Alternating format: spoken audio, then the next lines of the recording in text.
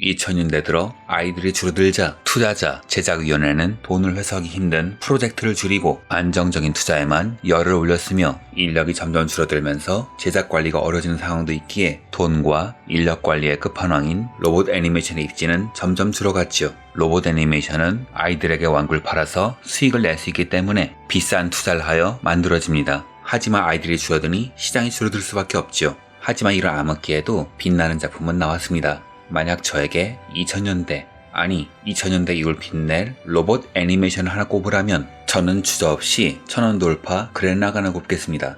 저는 이 작품을 높게 평가하는데요. 이유인즉슨 내가 하고 싶은 이야기를 마음껏 펼치겠다는 의도가 보이기 때문이죠. 작품 전체에 열의가 넘쳐나고 즐겁게 만든 흔적이 많이 보입니다. 슈퍼로봇물의 정수만을 모아 만든 이 작품, 이외로 호불호가 강하기도 한데요. 너무 자기주장이 강한 나머지 실험을 많이 했기 때문입니다.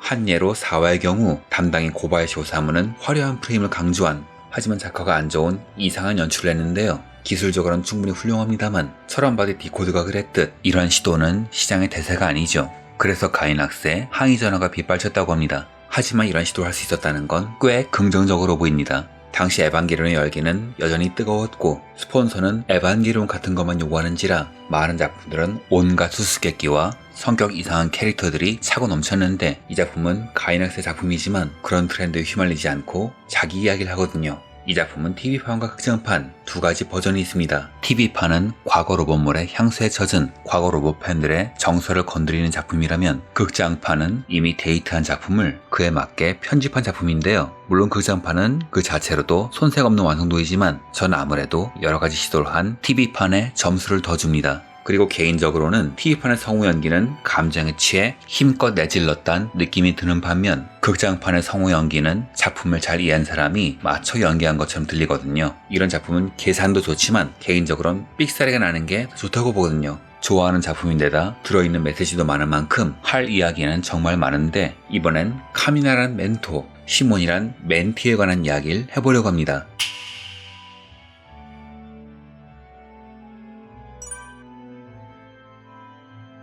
작품에 딱히 장구부는 없지만 편의상 이렇게 나눠보죠. 지하에 살던 카미나와 시몬이 지상에 나와서 지상의 지배자인 수인과 싸우다 카미나와 이별하는 것이 1장, 수수께끼의 소녀 니아와 만나 수인의 통치자 로제넘을 물리치고 왕도 테페린을 정복하는 것이 2장, 인간들이 지상에 나와서 하는 해피엔딩인가 싶더니 안티스파이럴의 선전포고가 시작되고 로시우에 의해 시몬이 몰락하는 것이 3장, 자신들이 해야 할 일을 깨달은 그랜단이 안티스파이럴의 모성에 가서 결판을 내는 것이 4장. 이런 식으로 나눠보면 이 작품은 기승전결이 확실하다는 걸 알 수 있죠. 그리고 이 구조에는 기존 슈퍼로봇물의 공식을 깨려는 시도도 보입니다. 1, 2장은 슈퍼로봇물의 공식대로 만들어졌는데 그래서 그런지 소심하고 찐따 같은 시몬보다는 열혈 주인공인 초인, 카미나의 인기가 더 좋죠. 하지만 이런 흐름은 3장부터 바뀝니다. 여기서 많은 찬반 여론이 있었는데 영웅 시몬이 몰락하는 과정에서 열혈 전기는 사라지고 고구마를 입에 들이붓는 듯한 어른의 부조리가 잘 보이기 때문인 겁니다. 하지만 이런 작품의 구조 그리고 캐릭터의 설계는 이 작품이 진짜 하고 싶었던 이야기이며 이 작품이 최고의 명작으로 남게 된 이유라고 봅니다. 일부 이야기는 왕도 전개라 할 수 있습니다. 인간들은 수인에 의해 지하에 갇혀 생활하고 있었으며 주인공 시몬은 드릴로 구멍을 파며 현재를 버티며 살고 있죠. 드릴로 구멍을 판다는 것은 어찌 보면 앞으로 나아간다는 것처럼 보이지만 구멍을 팔 땐 다른 게 안 보이기 때문에 목표로 정확히 나아가기 쉽지 않습니다. 그래서 그는 희망을 좀처럼 찾지 못하죠. 이는 시몬이 특별히 못난 게 아니라 현재를 사는 감남을녀의 평범한 모습이죠. 이런 시몬의 일상은 카미나로 인해 크게 바뀌게 됩니다. 난세 오마의 드릴은天を突く 드릴이다からな. 그저 구멍만 뚫던 시몬에게 카미나는 하늘이란 목표를 제시합니다. 사람은 앞으로 나아가기 위해 자신만의 드릴로 구멍을 뚫지만 그 방향이 옳은지에 대한 확신은 없죠. 그런데 만약 훌륭한 진정한 멘토가 방향을 제시해주고 그 방향대로 나아가서 빛을 보게 된다면 그 멘토는 정말 고마운 사람을 넘어 신이 됩니다. 그런데 재미있는 건 그 신과 같은 멘토도 사실 평범한 사람이라는 거죠. 카미나는 항상 자신감이 넘치고 능동적인 사람처럼 보이지만 그 본질은 평범한 사람처럼 죽음의 공포에 떠는 평범한 사람일 뿐이에요. 하지만 카미나는 그래도 특별합니다. お前のドリルは天に向かって掘るドリルだ。逃げるためじゃねえ。 왜냐하면 그는 자신이 특별히 강하지 않다는 걸 알면서도 두려움을 품은 채 목표를 향해 나아가기 때문이죠. 그런 관점에서 볼 때 시몬과 카미나는 차이가 거의 없습니다. 하지만 결정적인 차이가 있죠. 시몬은 자신의 문제에서 눈을 돌린 사람이에요. 올곧게 앞으로 나아가는 것처럼 보이지만 사실 드릴에게 앞을 맡길 뿐이죠. 하지만 카미나는 다릅니다. 그는 생각 없이 일을 벌리는 사람처럼 보이지만 자기 자신의 문제에서 눈을 돌리지 않고 자신에게 주어진 과제를 정면으로 보려고 합니다. 그런 모습에 요코, 로시우 등의 사람들이 반했고 시몬도 자신이 가야 할 길을 찾을 수 있었죠. 俺が信じるお前でもないお前が信じる俺でもないお前が信じるお前を信じろ 현실에서 이런 훌륭한 멘토를 만나기는 정말 어려우며 이런 멘토를 따라 성장하는 것도 쉬운 일이 아닙니다. 하지만 더 어려운 것은 멘토의 품을 떠나 홀로 일어서는 것이죠. 시몬은 이런 카미나를 존경하고 의지하는 것을 넘어 삶의 방침이자 방향으로 여깁니다. 여기서 문제가 생기는데 시몬은 카미나의 삶의 방식을 배운 것이 아니라 카미나를 우상으로만 삼은 겁니다. 문제는 카미나가 죽은 거죠. あばよバチコ 카미나가 죽자 우상이 사라진 시몬은 무너지고 맙니다. 이는 슈퍼로보물의 주인공과는 동떨어진 모습이지만 사실 우리 대부분이 공감할 수 있는 지극히 평범한 사람의 모습이기도 하죠. 그런 시몬의 딜레마를 깨준 것은 덥석 추운 리아였습니다. 시몬을 포함한 모두가 리더였던 카미나만을 그리워할 때 그녀는 카미나와 시몬은 다른 사람이라는 것을 새삼스럽게 깨닫게 해주죠. シモンはシモンです。兄貴さんじゃない。いつまでもいない人にこだわってはいけません。 그래서 그는 비로소 자신이 갈 길을 찾아 떨쳐 일어났습니다. 시청자들이 환호한 순간이죠. 하지만 이후 시몬에게는 다른 실현이 펼쳐지죠. 카미나는 시몬을 동등한 위치의 친구라고 여겼지만 정작 시몬은 형님이란 그늘에서 벗어나지 못했거든요. 3부에선 지상에서 사람들이 살 수 있게 됩니다. 그랜단의 리더인 시몬은 자연스럽게 총사령관이 되는데요. 여기서 또 다른 문제가 터집니다. 창업형 리더와 수성형 리더는 본질이 다르다고 합니다. 창업형 리더는 앞에 놓인 문제를 해결하는 데 강하며 수성형 리더는 문제 해결의 결실을 지키는 데 강하죠. 카미나의 의지를 이어 난관을 극복한 시몬. 하지만 그에게 주어진 역할은 새로운 세상의 평화의 구심점, 혼란을 막기 위해 연기를 해야 했던 리더에 불과했죠. シモンはシモンなりに新政府の総司令を務めています。大グレン団の皆さんは昨日も会議でロシウさんに怒られたようです。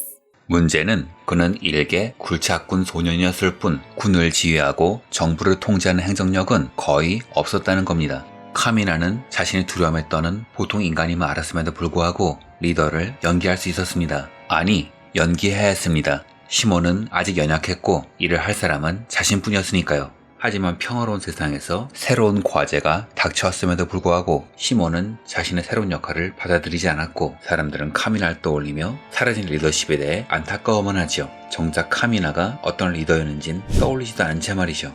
그런 사람들에게 새로운 리더가 나타납니다. 바로 로시우죠. 그는 혼란을 진압하기 위해 시몬을 탄압합니다. 誰かが責任を取らなければ民衆は決して納得しないでしょう。シモン総司令以外に誰がその責任を担えるというのですか。 얼핏 보면 부조리해 보이지만 정치란 영역에선 많이 일어난 일이죠. 오히려 대단한 것은 로시우에게 사욕이 없다는 겁니다. 공익을 위해 사익마저 포기하는 집념만이 보이죠. 그렇게 시몬은 모든 것을 잃고 감옥에 가게 됩니다. 하지만 이때 안티스파이럴의 2차 침공이 본격적으로 벌어집니다. 그들은 지구의 인구가 일정 수치 이상이 넘어가면 이를 제거하는 것이 목적이었고 수인족의 왕 로제놈은 이를 잘 알기에 인간들을 지하에 가둔 겁니다.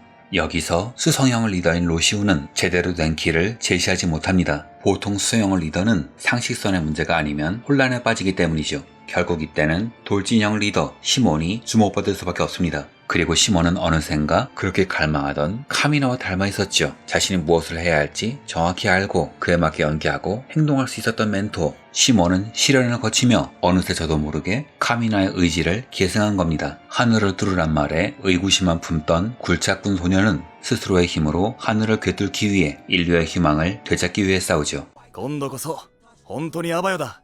行けよ兄弟。あばよじゃねえ。一緒だろ。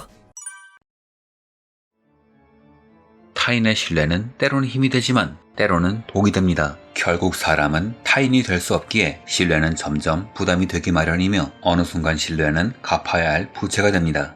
그리고 신뢰에 답하지 못하는 순간 비극이 시작되죠. 혹은 타인의 말에 휘둘리거나 눈치만 보거나 심할 경우 타인이 인정하지 못하면 아무것도 못하는 사람이 되지요. 예전에 시몬이 그랬습니다. 카미나는 훌륭한 멘토이기도 했지만 거대한 족수이기도 했죠. 그러나 시몬은 이를 극복해냅니다. 카미나의 의도대로 말이죠. 세상은 평을 되찾죠. 하지만 그에게 주어진 상은 사랑하는 리아의 소멸. 시몬은 나선 역으로 이를 막을 수 있었습니다. 그러나 그는 그렇게 하지 않죠. なんで螺旋の力を使わないんですか？シモンは神様じゃないわ。 인간이 강력한 힘을 사리사욕을 위해 쓸 수 있다는 위험 때문에 안티스파이럴은 지구인을 멸망시키려는 것이고 인류의 가능성을 믿는 시몬은 안티스파이럴을 부정합니다. 覚悟もなく道理もなく己の欲望のままに螺旋の力を使いその力に溺れるそれが螺旋族の限界でも俺は信じる俺が信じる俺たちを人間を 그런데 그런 그가 나선 역으로 리아를 살린다는 것은 자신이 믿던 인류의 가능성을 스스로 부정하는 행위입니다. 그래서 시몬은 리아의 죽음을 막지 않고 슬픔을 받아들인 것이죠. 이 순간 그는 카미나를 능가하는 새로운 상징이 되었습니다. 죽음을 두려워하면서도 끝까지 싸워나간 카미나, 앞으로 닥칠 절망의 무게를 알면서도 신념을 끝까지 지킨 시몬. 시몬은 카미나의 멘토를 훌륭하게 계승했고 그 이상으로 성장했습니다. 이 순간 이 작품은 어른들을 위한 위대한 슈퍼 로봇물로 완성되죠. 시몬이 빛나는 이유는 멘토를 극복하고 자신의 길을 개척했다는 점, 이란 멘트를 마지막으로 영상을 마칩니다. 시청해주셔서 감사합니다.